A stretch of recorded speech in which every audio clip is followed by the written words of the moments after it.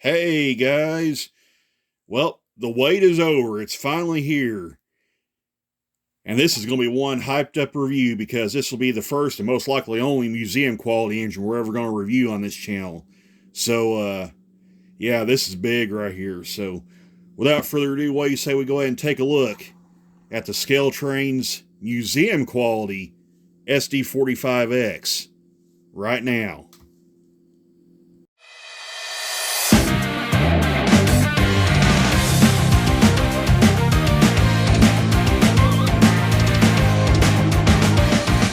All right, guys, we're ready to take a look at this this Scaletrains museum quality SD45X. Now, this is not unlike a regular SD45. You might notice in the picture here, it's got four radiator cooling fans on top, plus the dynamic brake fans right there. So, yeah, think of this as a stretched version of an SD45 with about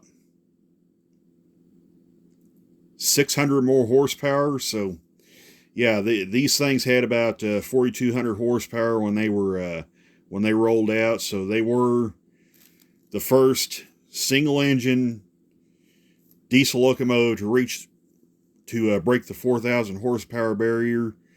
So yeah, really neat. But yeah, we're going to take a look at this model right here. So just taking a look at the box here. Very nice looking box, much different than the regular Scaletrains packaging that we see normally with the rivet counter and even the packaging with the operator engines. This is a much more fancy looking box, if you want to call it that. Has this museum quality logo right here. And then on top, it's got a big museum quality logo right there with the type of model that's inside. Looks really good. Flip the box around. It says legendary Scaletrains, of course, advertising museum quality. And then this is really cool. If you flip it over, you get this drawing, this artwork here on the back for the SD45X, and that is a really neat little deal right there. That's really cool. So, and then of course it gives you a little bit of info on the museum quality line, what it's really for. This is basically for more unusual types of models, types of locomotives like the gas turbine, the SDL39, of course now the SD45X. Basically locomotives that were kind of built small in number. There weren't very many of them, and or are very unique. So, just FYI on that. And I believe this Scaletrains is also working on a steam engine for this line. We don't know what that is yet, but it is coming, so we know that. So that aside, let's just go ahead and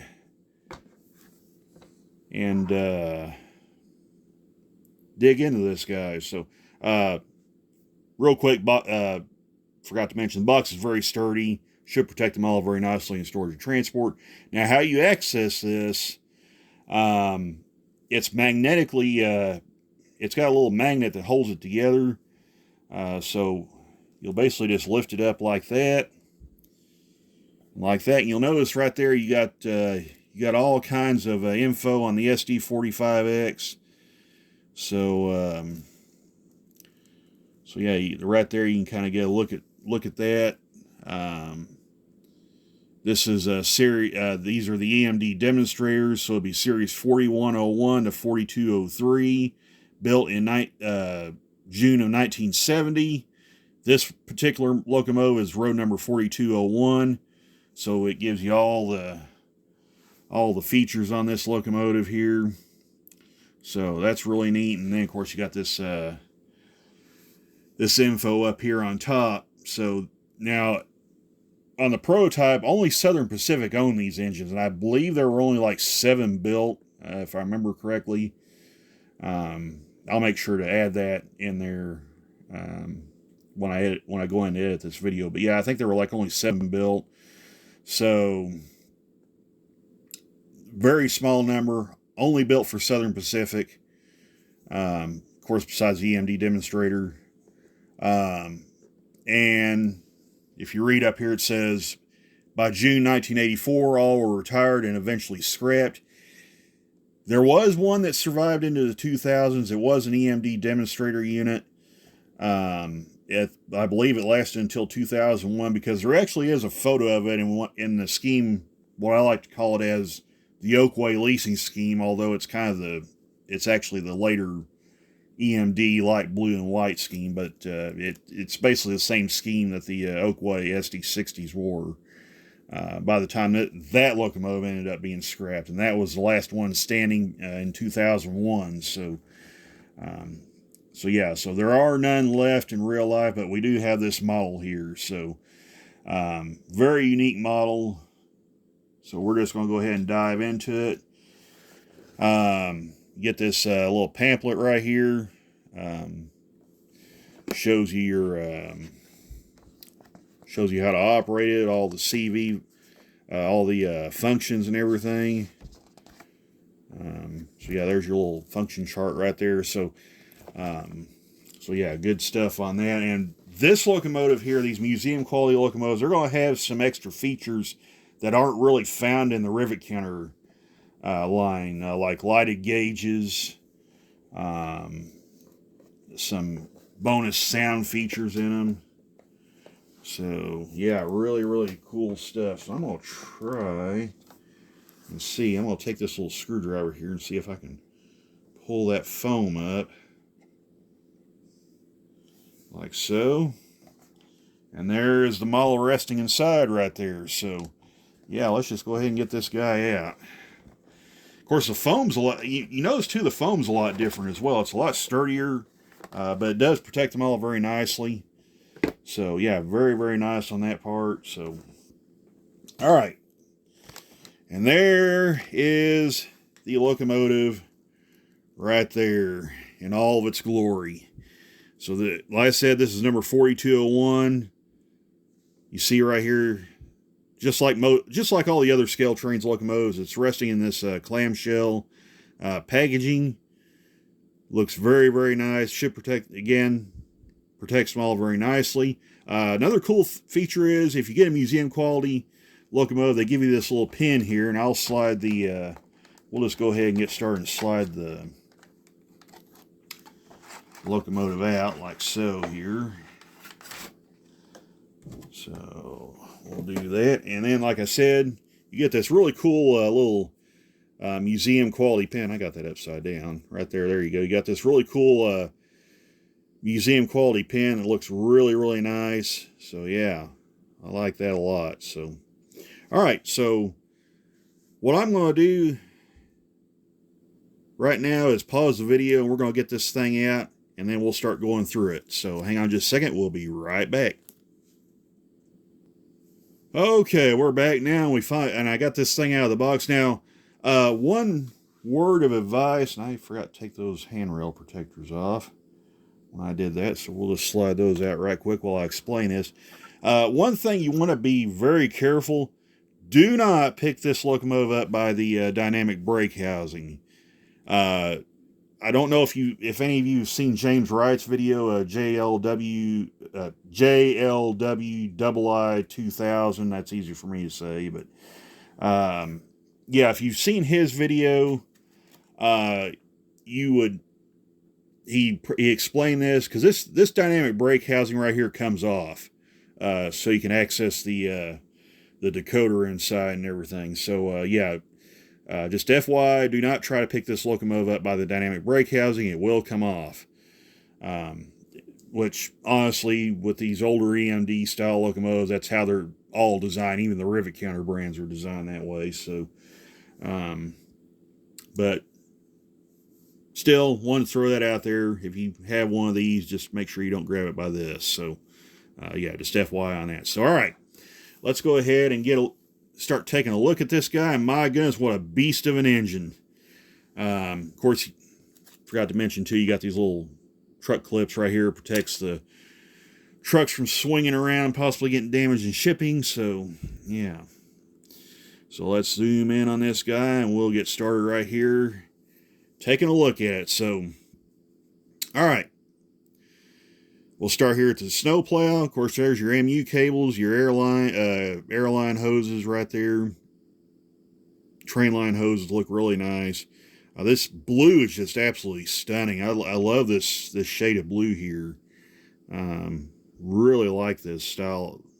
Really like this paint scheme. Looks really good. But anyway, like I said, there's your MU cables right there, your brake hose, Scaletrains metal knuckle coupler. Now the museum quality and the rivet counter lines all come with metal knuckle couplers. I know some people have been saying that they're plastic, but they're actually not. These are actually metal.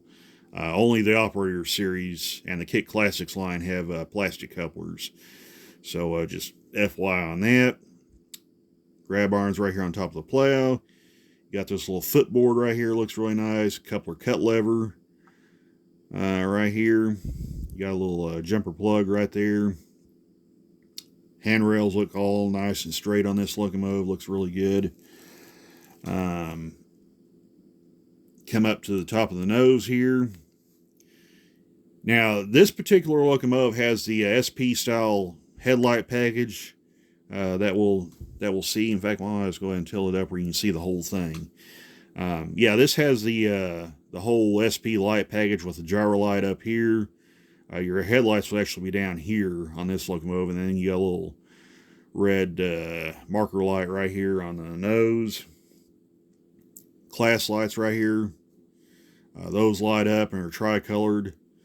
You got this large, excuse me, GM markings right here on the nose. Looks really good. You got, maybe a little hard to see, but there's grab irons right here on each side of the nose. Right there. You got a little sand filler hatch right here. Got a little grab iron right there on top of the nose right there. You got another little hatch or some little appendage right here. Looks good.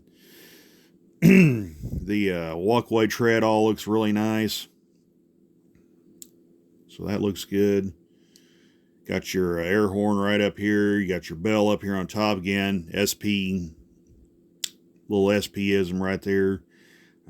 Since a lot of their locomotives have bells mounted up here on top of the cab. You got an antenna right here in the back. Cab sunshades on each side.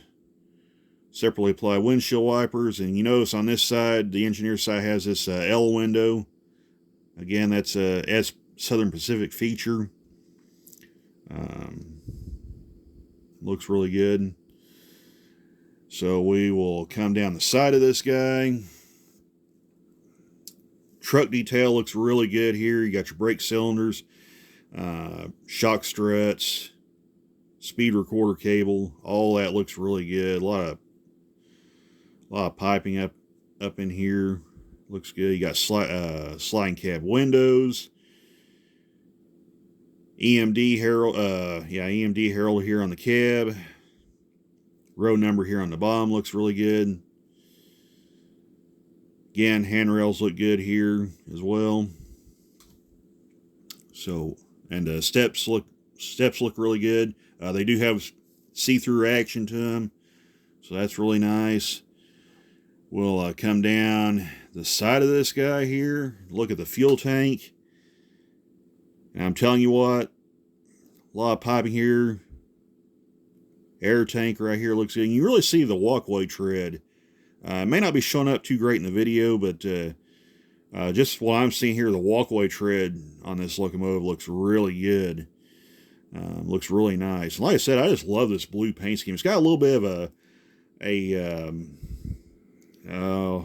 I may be saying this wrong. I'm not really a paint guy, but like a bit of a metal flake to it, where when the light shines down on it, it kind of I can't talk. Refracts the light is what I'm trying to say. So yeah, that looks really cool. I like that. That looks really nice. EMD really had a classy paint scheme for their demonstrators. It looked really, really good. So there's your fuel filler neck right there. Looks nice. Like I said, there's a little drain pipe right there in front of the fuel tank. Looks good. You got your sanding lines. You might can just barely see them back there. That looks nice. Fuel tank looks really good. Nice big fuel tank.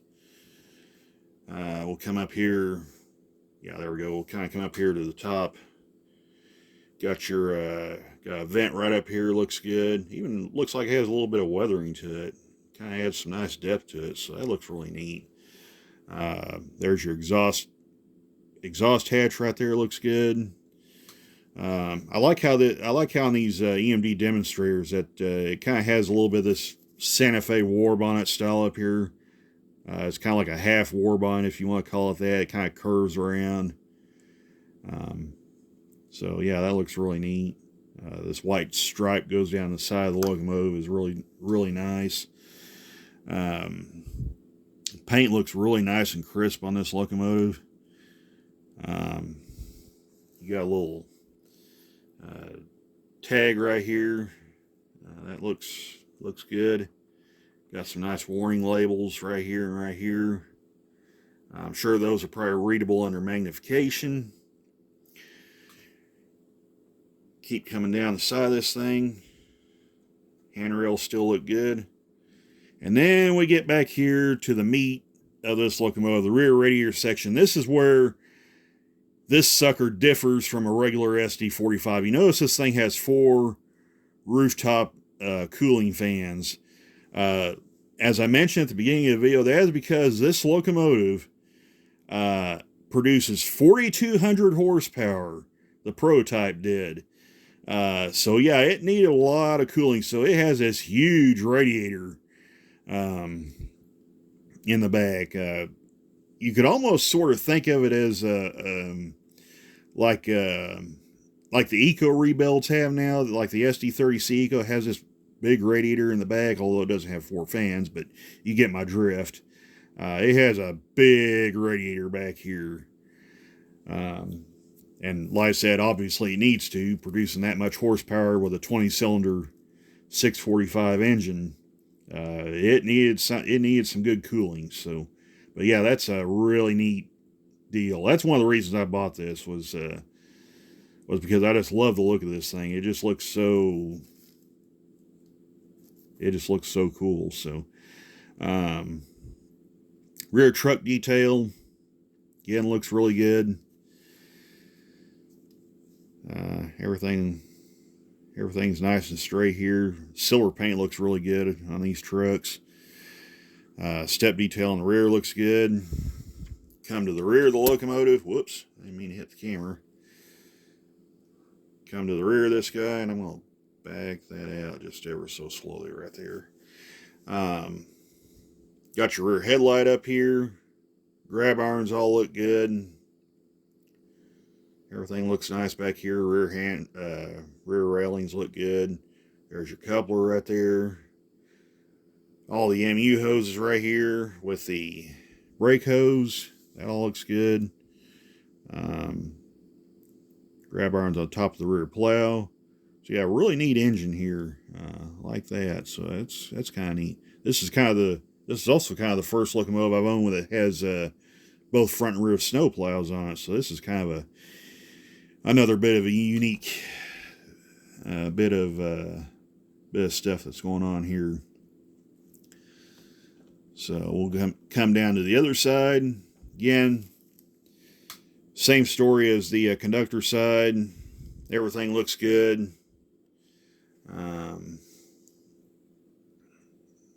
Truck detail looks good on this side. Do notice a little bit of waviness here to the handrails. That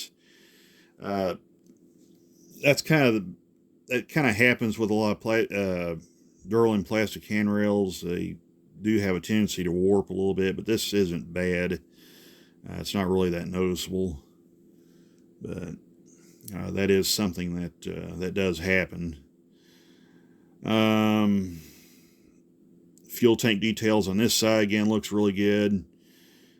Radiator screens all look good. And I think these are see-through. I'm not totally sure on that. In fact, why don't I grab a flashlight right quick and we'll shine a flashlight through there and see if they are. So hang on just a second. Okay, I've kind of zoomed in on the grills a little bit and I got my whoops, sorry about that. I got my flashlight right here, so I'm going to shine that through there and we're going to see if this thing has see-through grills. And I don't see any. I don't see any see-through grills there. And that could be because the car body is kind of angled out and kind of give it a bad angle, but it doesn't look like the grills are see-through right here. Not really sure on that. And there may be some other stuff kind of blocking the light from coming through, but regardless, grills have a lot of nice depth to them.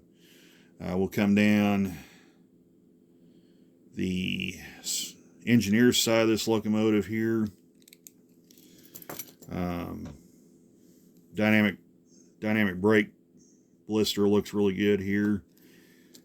We'll check and see if the grills are see-through on that, and I gotta be careful I don't hit the...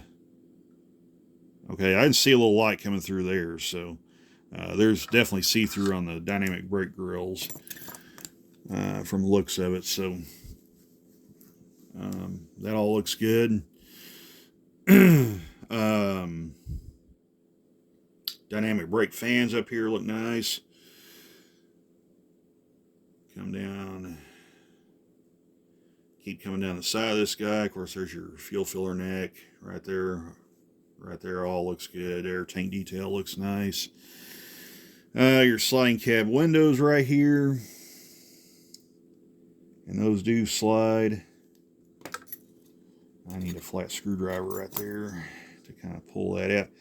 The only downside to having sliding cab windows is they do stuff like that, where they want to slide around, slide open pretty easy. So, but that's always a neat feature. Cab armrest looks good right there. Whoops. Let's try that again. So, cab windows right there all look good. Cab armrest right there looks nice. Yeah, and your front truck detail looks good right there. Step details. And we'll come to back to the front of the locomotive, and there you go. There's a tour of the SD45X. At least on the just overall car body there. So I'll grab this guy and we'll let you guys have a look at the underside right there. Of course, maybe a little hard to see, but there's a lot of piping up under there. That looks really good. So yeah, really nice. Got some piping runs up under there. You notice it's got the traction motor details up underneath there, so that's a pretty cool little feature. You notice it's got you see these little things right here now, and it's also up here on the rear of the front truck as well. Now, this locomotive, or these museum quality engines, I do believe have the ability to sense when they're going over switches, and they'll have like a clickety-clack sound. And they also have the wheel screech, like when they're going around curves and stuff. So I think what these are, these allow the locomotive to sense what you see here and here. I believe this allows the locomotive to sense all that and play the sounds automatically. Now, I don't know that for certain, but I have noticed when they excuse me, I'm getting choked up. I have noticed when other people review this engine, it seems to do this automatically. So yeah. So just FYI on that. We'll find out. I don't use switches on my layout, so this may not be a very good test of that, but we'll see what it does. So anyway, what I'm going to do, I'm going to take my phone off the tripod, and we'll fly over the top of this guy right quick. So hang on just a second.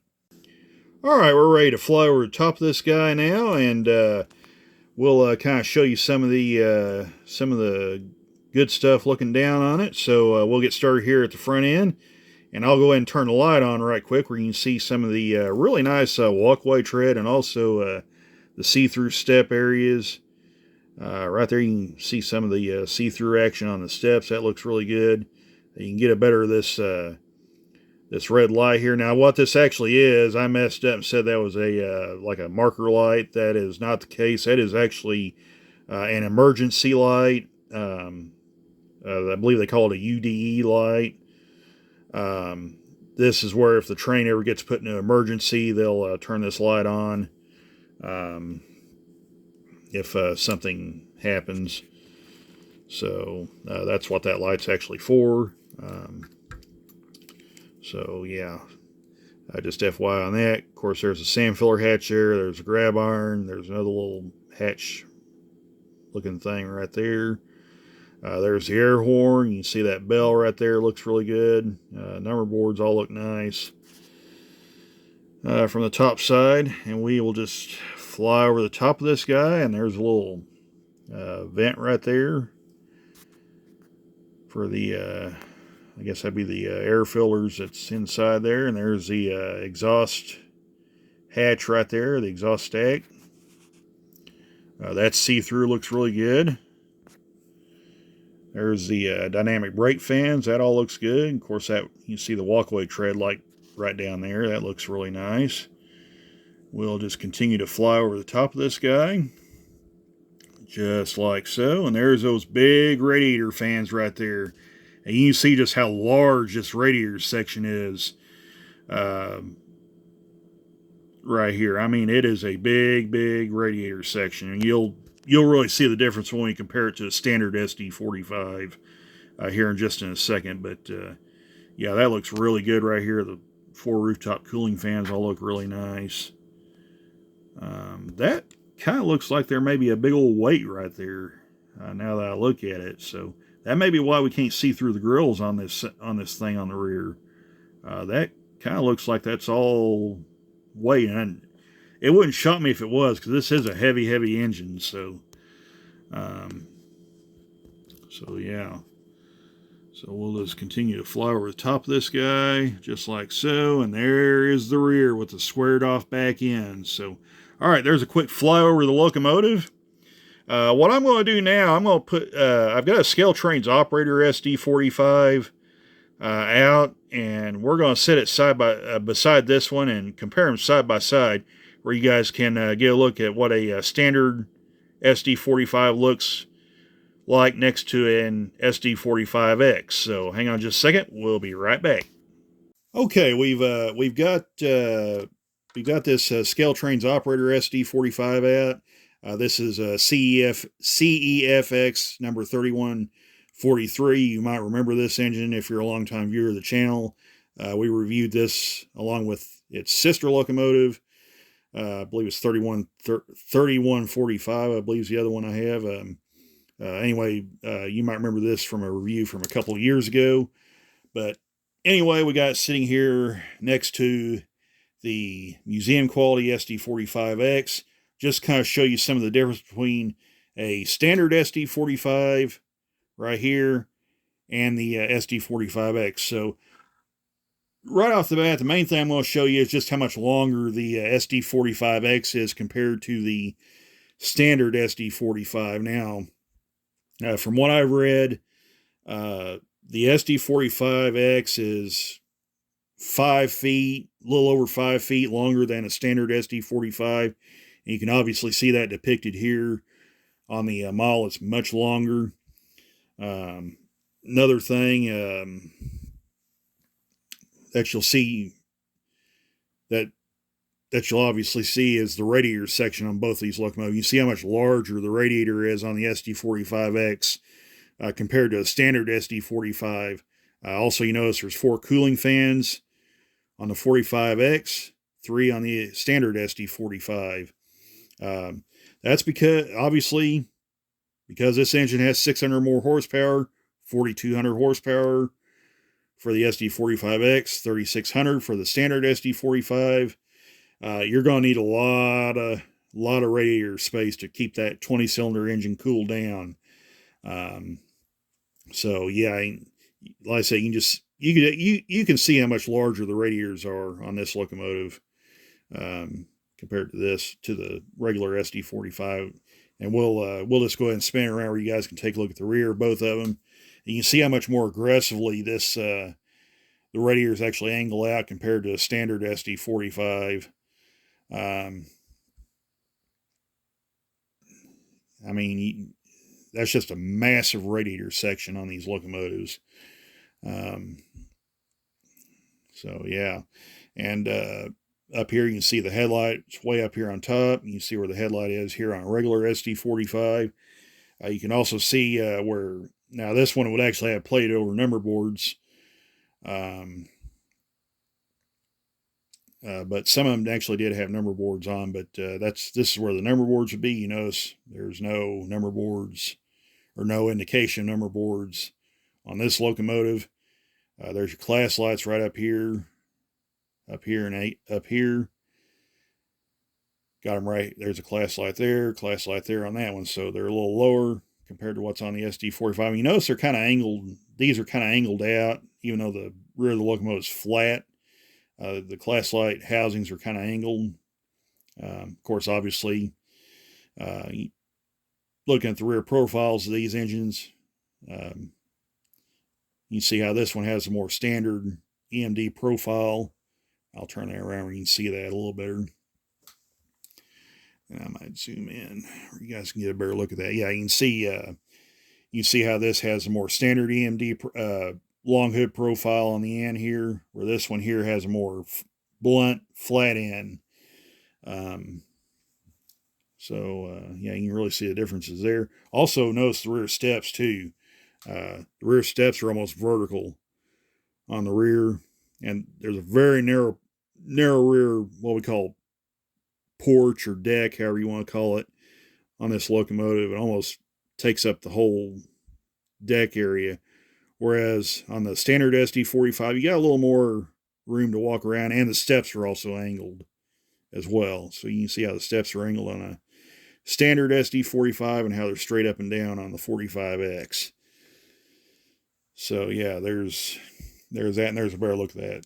You can get a better look at that radiator cooling section right there as well. So then we'll just spin these two around here. You can also see a little difference in the cab profile. Now this may be a EMD SP option. SP's cabs may be a little different, so it's not for certain this would be standard on all SD45Xs, I should say would have been standard on the SD45X. So this may have been just an SP option on here. But you can see the difference in the cab of this locomotive versus a standard SD45 on here. And also another thing, you notice the trucks are different here too. So you got kind of what looks like an early version of the HTC truck that you see used on the SD40-2s, the 40T-2, the 45-2, all the -2 locomotives. That would have this shock right here in the middle, and also this slightly different truck design. Whereas on the SD45, you have you see the difference on that with this flexi-coil truck here. So you can also see the fuel tank is also a little bit smaller compared to that of an SD45. Again, compared to an SD45X, I'm sorry. Again, more horsepower. It's going to use a little more fuel, so they have a bigger fuel tank so they have a good range. So yeah, that's kind of a quick overview of the of the differences between a standard SD45 and an SD45X. Also, just kind of as a side note, you can see the difference also in the operator, and the differences in the Scaletrains operator line versus the museum quality line.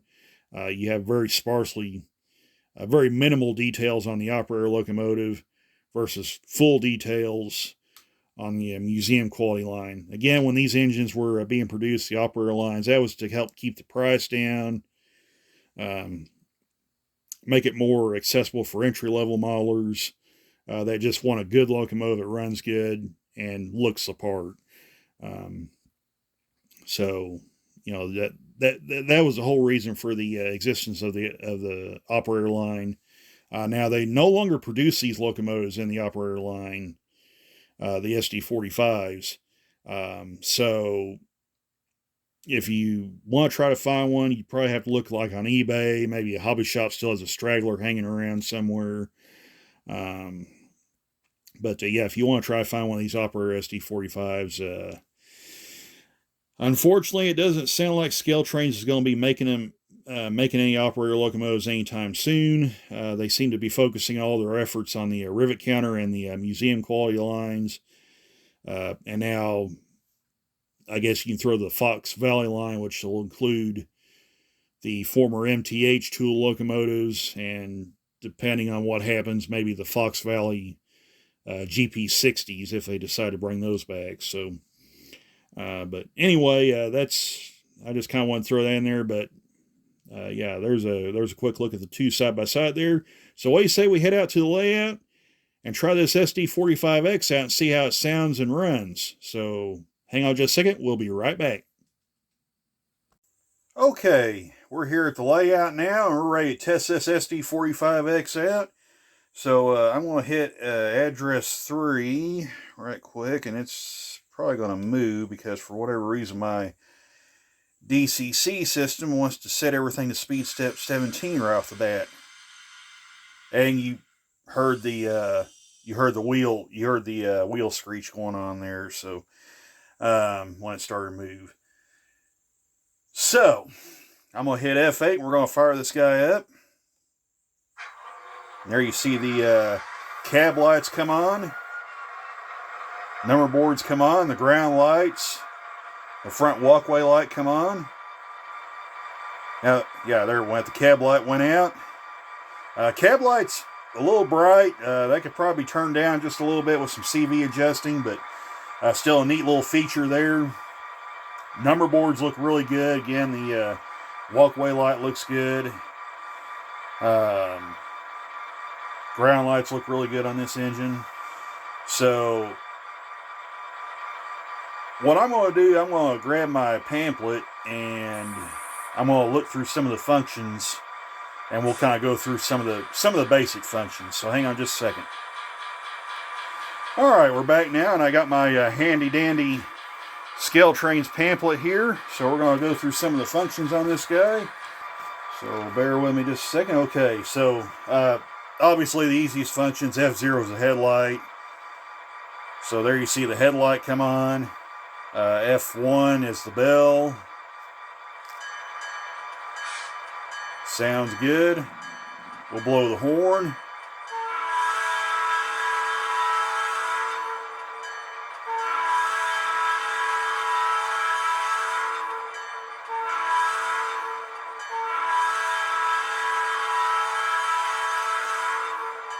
I like the horn on that thing.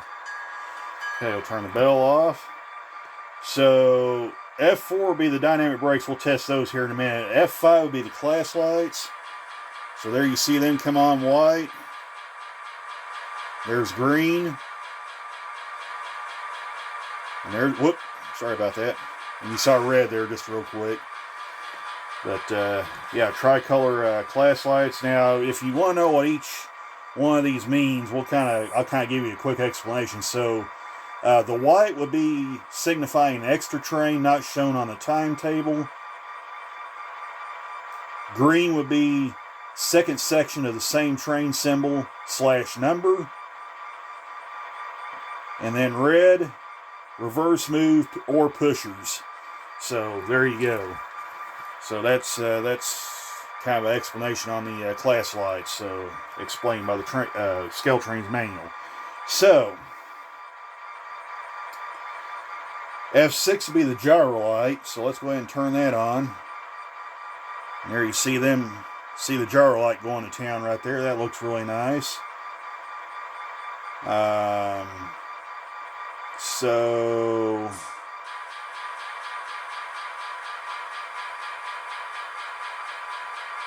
F15 is UDE light.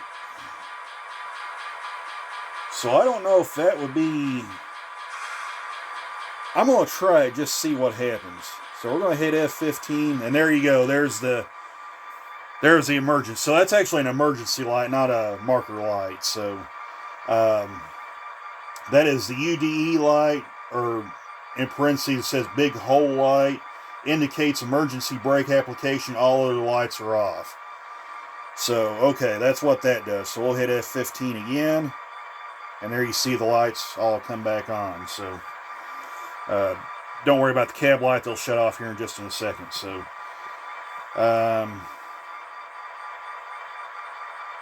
there it goes. So, okay. F7 is open. I don't know what that does. Let's see what that does.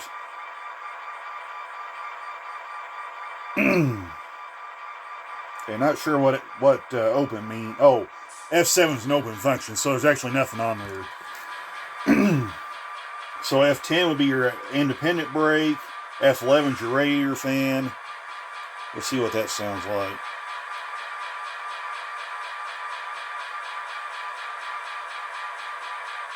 Probably better wait for that. Yeah, okay. So let's hit F11 now and see what that sounds like.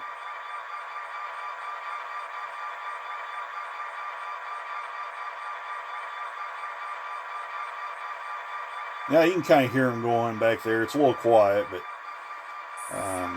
other than that.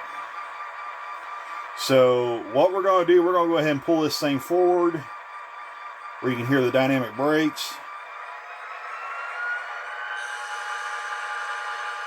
You see it's moving at speed step 1.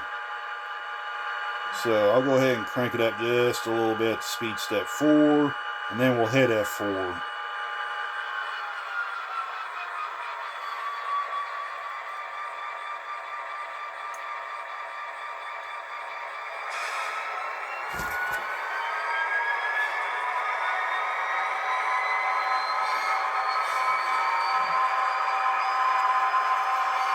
And by the way, you hear the wheel screeching.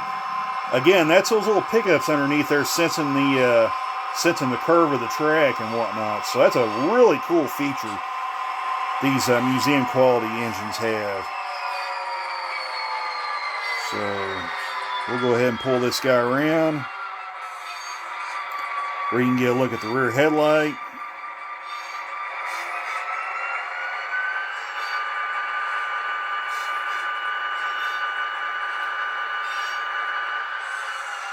Okay, there's that. We'll put her in reverse.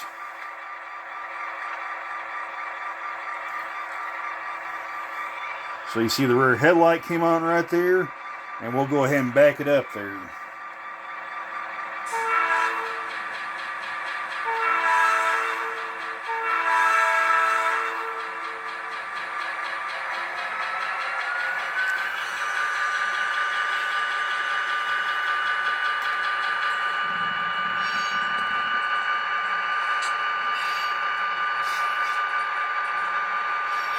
Also, one thing I forgot to mention in the review, when we was taking a look at the details, and I'll stop the engine where you can see that right quick, because I did neglect to mention that, and I will mention it now. You can see the brake chain right. Whoops, my fingers are in the way. So let me get something I can point at here. So, yeah, this will work, I guess. So you see this little chain right here, this brake chain. That is actually a molded plastic chain. It's a fake chain, if you want to call it that. And it's split right here where it goes up into the locomotive. The reason why Scaletrains does that is for ease of maintenance, where you can take the body off easier. Had these locomotives had a real chain on them, it can get kind of difficult it can get a little more, how am I trying to say this? It can be a little difficult at times for locomotives that have real chains on to get the bodies off of them. So that's why Scaletrains does that. It's basically just more of an ease of maintenance thing. So just FYI on that. Just thought I'd point that out. But anyway, that is something that Scaletrains does on both the museum quality and the rivet counter models. Hey guys, me from the future. With all the stuff that's going on with this locomotive, I forgot to show you that one of the most important things. This thing has lighted gauges in there. Check that out. So yeah, you got lighted gauges. You probably see the walkway light or the ground light a little better right there. And as I mentioned, there's a walkway light there burning. There's not one on the rear. And there's also one right there as well. So yeah, lighted gauges, walkway lights, pretty cool engine. I like the lighted gauges in there, by the way. Those look really nice. So, oh, and one other thing I forgot to show you was F9, which is drive hold. So yeah, I always like to show this feature in my reviews of Scaletrains, or really anything with an ESU decoder. So what F9 does, for those that don't know, for anybody that's new, this allows you to control the engine RPMs independently of the train speed. So what I'm going to do, I'm going to activate F9 right now, and we're going to take this thing all the way to full throttle. So here we go.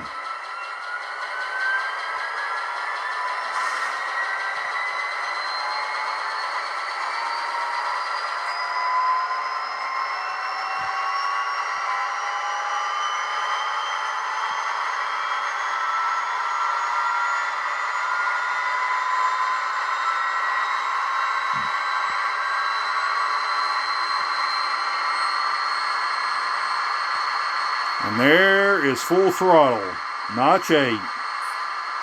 So we're going to take this thing all the way back down to idle.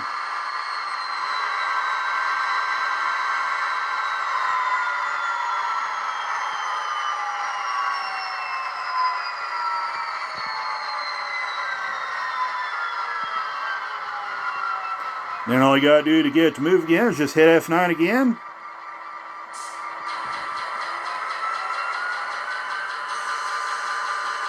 And there you go. You're moving. So yeah, I just wanted to show you guys that real quick. Since I forgot to put that in there when I was recording that. So yeah, there you go. So, alright, back to our regularly scheduled program. So, that's it, just FYI on that. So we'll go ahead and back that up.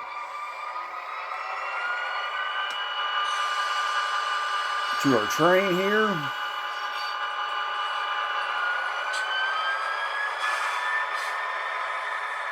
Sounds very good on here. Really like the sounds on this thing. So, yeah. Really nice locomotive by Scaletrains. I'm telling you what, I was real excited when I saw some of the other reviews on this, and so far this thing's lived up to the hype. So, yeah, just really like this engine from Scaletrains. Very nice model. Like I said, probably the only museum quality model you're going to see on this channel. But happy to have it as part of the fleet. Such a unique looking locomotive. Just very cool all around. So, alright guys, now take a look at this review, this special review. Like I said, history on the channel. We're doing a museum quality engine. So yeah, hope you guys enjoyed it. And we will catch you in the next review down the road. So take care all. Bye for now, and we'll leave you with a run by.